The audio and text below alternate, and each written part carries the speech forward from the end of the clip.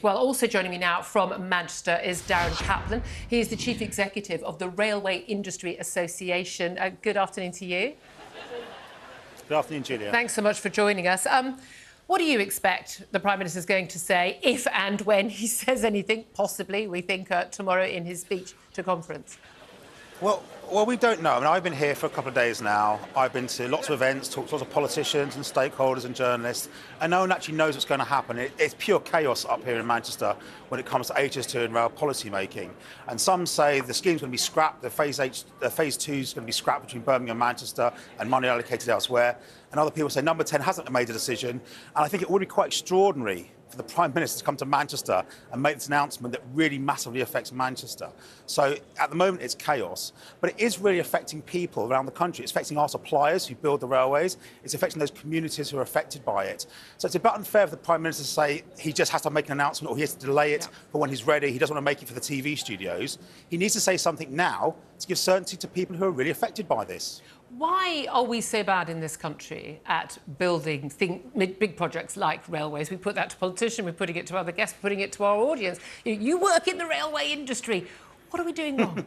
We're not that bad. I mean, Elizabeth Line was to open the last couple of years, and that's a very good project, and millions of people are using it. And this project, you've got to remember, the HS2 is the government's project. It gave the specifications for the scheme. It's the one that's chopped and changed the project to make it more expensive. It scrapped the eastern leg to Leeds. It scrapped the Goulburn link, which enabled trains to go to and from Scotland. And with regards to inflation, that's going to affect things, but that will come down over time. So the scheme may not be expensive, as people think. But don't scrap the scheme. If you don't like it, get together with politicians, the metro mayors, get together with the railway industry, get together with the rail suppliers who build this, get together with other stakeholders, and let's work a way of building a scheme that's affordable over a decent period of time. It really is a nuclear option to scrap that scheme. It is. Well, that's the thing. Is it worth the money that's been sunk in? You get the sunk cost fallacy where, well, we spent tens of billions already, we may as well carry on. Or is it still worth having it, even if it's just Birmingham to London, even if it goes to West London? No. To get the full benefits of the scheme, you need to have the full scheme, and that includes Eastern Leg and Manchester. So we'll clearly be lobbying for that. From Birmingham, it's to Leeds and Manchester. Yes, absolutely. It's a scheme that has so many benefits in terms of the jobs it creates, the levelling up, the decarbonisation agenda that the government says it needs so badly. And if you live in Manchester and you're a business who's invested there, or in Birmingham or Leeds, you're feeling a bit short-changed at the moment. Those communities are expecting this, and the government wants to decarbonise. What a signal it sends out that it takes away a big piece of the decarbonisation agenda. So all round, this scheme, what they're doing with this scheme is pretty chaotic, and it's kind of unfair to so many people. And what's also unfair is that we only found out about this in the last 2 weeks. This scheme has been going ahead. The bill is meant to go into the King's speech on November the 7th. We're expecting this thing to go ahead.